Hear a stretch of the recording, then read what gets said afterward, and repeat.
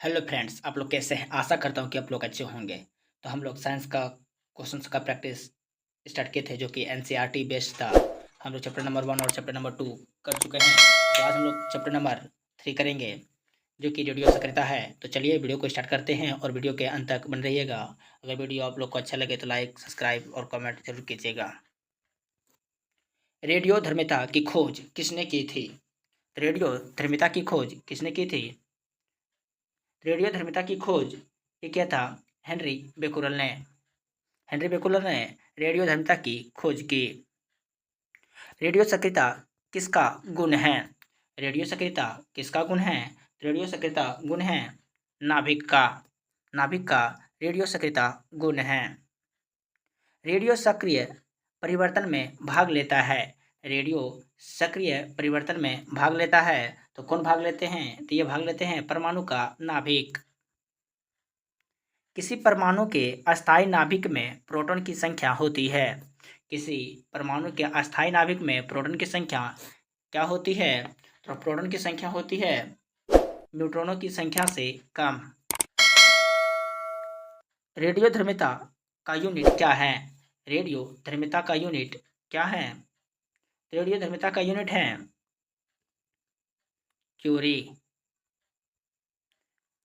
रेडियोधर्मी तत्व किसका उत्सर्जन करते हैं? रेडियोधर्मी तत्व किसका उत्सर्जन करते हैं? ये उत्सर्जन करते हैं अल्फा, बीटा और गामा विकिरण का।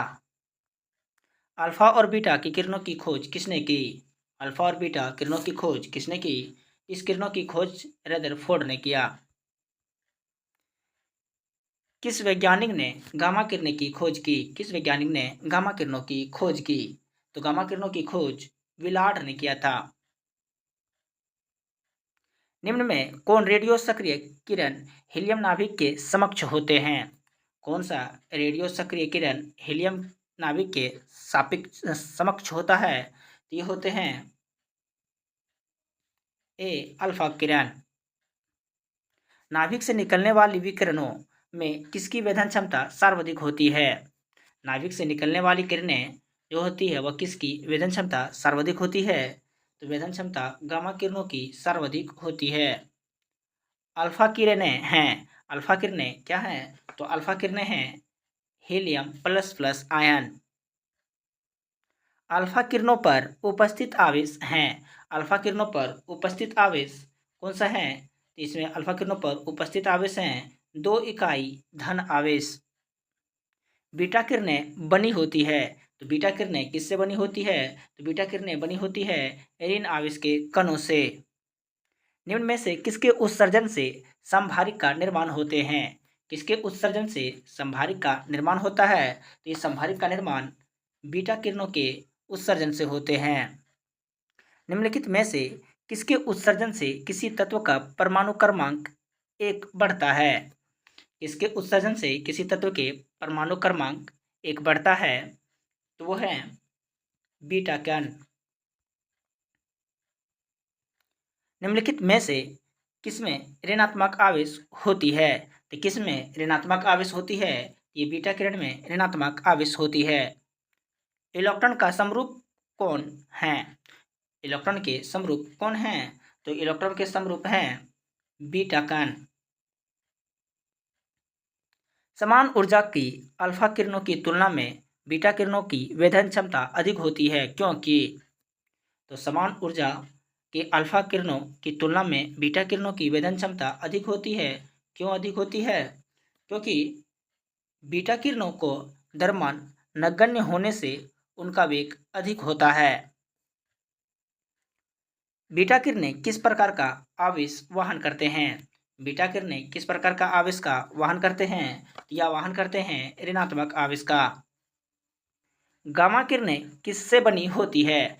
गामा किरणें किससे बनी होती है? तो गामा किरणें बनी है विद्युत चुम्बकीय तरंग से। गामा किरणें क्या होती है? तो गामा किरणें क्या होती हैं? तो गामा किरणें होती हैं रेडियो सक्रिय पदार्थों द्वारा उत्सर्जित उच्च ऊर्जा युक्त किरणें। निम्नलिखित में से किस किरण का वेधन क्षमता सबसे अधिक होता है? तो किस किरण का वेधन क्षमता सबसे अधिक होता है? ये सबसे अधिक जो होते हैं वो गामा किरणें का सबसे अधिक होते हैं। निम्नलिखित में से किस किरण की आयनन क्षमता सबसे कम होती है? किस किरण की आयनन क्षमता सबसे कम होती है? तो गामा किरण की आयनन क्षमता सबसे कम होती है। निम्नलिखित में से किस किरण का आयनन क्षमता सबसे अधिक होती है? तो सबसे अधिक आयनन क्षमता किस किरण का होता है? तो सबसे अधिक होते हैं अल्फा किरणों की। समस्त रेडियो सक्रिय पदार्थ क्षय होने के पश्चात किस में अंतिम रूप से बदल जाते हैं? ये समस्त रेडियो सक्रिय पदार्थ जो होते हैं क्षय होने के पश्चात किस में अंतिम रूप से बदल जाता है? तो ये बदल जाते हैं सीसा के रूप में। न्यूनतम प्राग्ञ शक्ति किरणें कौन सी है? न्यूनतम प्राग्ञ शक्ति किरणें कौन सी हैं? तो ये है अल्फा किरण। किस रेडियो एक्टिव तत्व का नाम उसके खोजकर्ता के देश के नाम पर रखा गया? मतलब कौन सा रेडियो एक्टिव तत्व का नाम उसके खोजकर्ता के देश के नाम पर रखा गया? तो वो है पोलोनियम।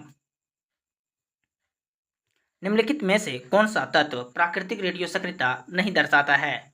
कौन सा तत्व है जो प्राकृतिक रेडियो सक्रियता नहीं दर्शाता है? तो वो है अल्मुनियम।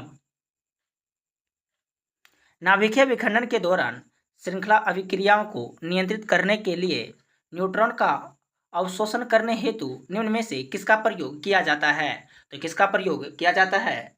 ये प्रयोग किया जाता है बोरॉन का। निम्नलिखित में से कौन एक रेडियो एक्टिव तत्व नहीं है? कौन एक रेडियो एक्टिव तत्व नहीं है? ये जर्कोनियम रेडियो एक्टिव तत्व नहीं है। विघटन नाभिक रेडियोधर्मी वस्तुओं को किससे बने पात्र में रखना चाहिए? तो बोल रहा कि विघटन नाभिक जो होते हैं वह वस्तु के किस बने पात्र में रखा जाना चाहिए? तो वो रखा जाना चाहिए लेड यानी सीसा के बर्तन में रखा जाना चाहिए। एक बीटा कण के उत्सर्जन से परमाणु संख्या तथा परमाणु द्रव्यमान में क्या परिवर्तन होता है? तो बोल रहा एक बीटा कण के उत्सर्जन से परमाणु संख्या तथा परमाणु द्रव्यमान में क्या परिवर्तन होता है? तो क्या परिवर्तन होता है? ये परिवर्तन होता है कि परमाणु क्रमांक में एक की वृद्धि व परमाणु द्रव्यमान अपवर्तित रहता है। एक अल्फा कण के उत्सर्जन से परमाणु क्रमांक एवं परमाणु द्रव्यमान पर क्या परिवर्तन होता है? ये क्या परिवर्तन होता है? परिवर्तन होता है कि परमाणु क्रमांक में 2 तथा परमाणु द्रव्यमान में 4 की कमी होती है। 11 सोडियम 22 से एक बीटा उत्सर्जन के बाद बनने वाला पदार्थ होंगे। तो बनने वाला पदार्थ कौन से हो जाएंगे? ये बनने वाला पदार्थ होंगे ए मैग्नीशियम। 92 यूरेनियम 236 से 87 यूरेनियम 224 में कितने अल्फा व बीटा कण उत्सर्जित होंगे? तो कितने उत्सर्जित होंगे? ये होंगे 3 अल्फा और 1 बीटा। यदि किसी रेडियोधर्मी पदार्थों की मात्रा को दुगुना कर दिया जाए तो रेडियोधर्मी का क्षरण की दर होंगे।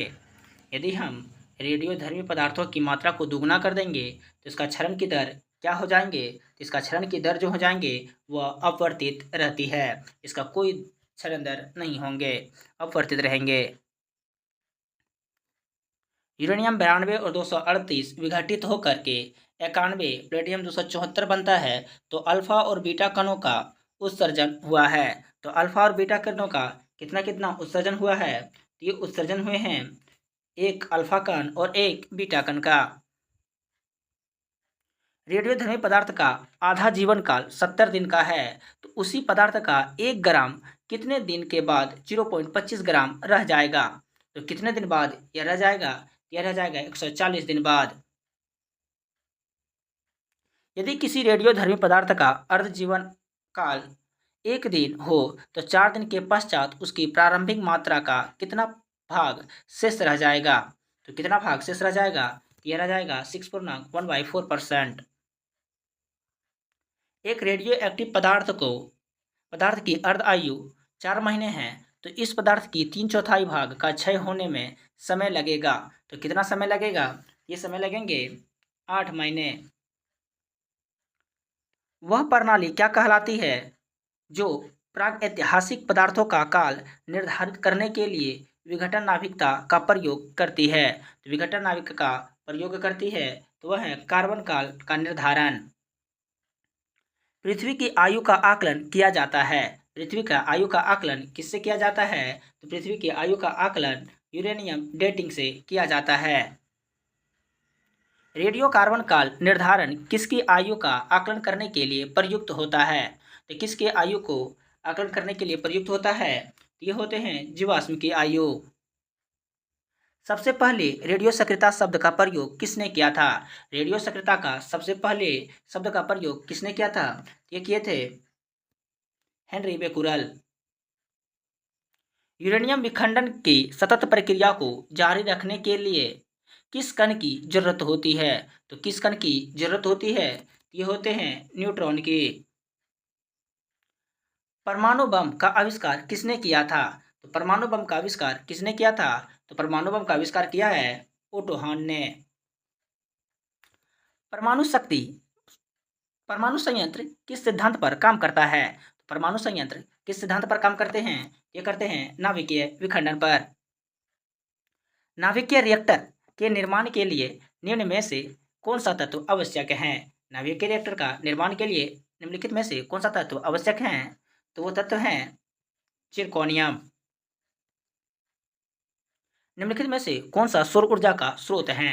कौन सौर ऊर्जा का स्रोत है? तो सौर ऊर्जा का स्रोत है नाभिकीय संलयन। नाभिकीय संयंत्रों में ग्रेफाइट का उपयोग किया जाता है। नाभिकीय संयंत्र में ग्रेफाइट का उपयोग किस रूप में किया जाता है? ये किया जाता है विमंदक के रूप में। न्यूक्लियर रिएक्टर में विमंदक और प्रशीतक दोनों की तरह प्रयुक्त होने वाला पदार्थ कौन सा है? न्यूक्लियर रिएक्टर में विमंदक और प्रशीतक का प्रयोग दोनों तरह से प्रयुक्त होने वाला कौन सा है? तो वो है भारी पानी यानी D2O। रेडियोधर्मिता नापी जाती है। तो रेडियोधर्मिता किससे मापी जाती है? ये मापी जाती है गीगर मूलर काउंटर से। हाइड्रोजन बम किस सिद्धांत पर कार्य करता है? तो हाइड्रोजन बम किस सिद्धांत पर कार्य करते हैं? तो हाइड्रोजन बम करते हैं अनियंत्रित संलयन अभिक्रिया पर। हाइड्रोजन बम विकसित किया गया था। हाइड्रोजन बम विकसित किसके द्वारा किया गया था? ये किया गया था एडवर्ड टेलर के द्वारा। अति प्राचीन चट्टानों की आयु निर्धारण में किसका प्रयोग किया जाता है? तो अति प्राचीन चट्टानों का आयु का निर्धारण किसके उपयोग से होता है? ये होते हैं पोटेशियम आर्गन डेटिंग विधि। पोटेशियम आर्गन डेटिंग विधि द्वारा अति प्राचीन चट्टानों की आयु का निर्धारण किया जाता है। निम्नलिखित रेडियो तत्वों में से किसका उपयोग मनुष्य के शरीर में रक्त प्रवाह की गति को मापने के लिए किया जाता है? रक्त प्रवाह गति को मापने के लिए किया जाता है तो वो कौन सा रेडियो तत्व है? तो वो है radio sodium. Alpha beta gamma की वेधन शक्ति अपने आरोही क्रम में किस क्रम में होता है? तो अपने आरोही क्रम में किस क्रम में होता है? तो ये होते हैं गामा बीटा और अल्फा। हेनरी बेकुरल ने किस वर्ष में पता लगाया था कि यूरेनियम लवण एक वेधी विकिरण का उत्सर्जन करता है जिससे एक फोटोक्रोमैटिक प्लेट पर पंजीकृत किया जा सकता है? ये कब पता लगाया था? ये पता लगाए थे 1896 में।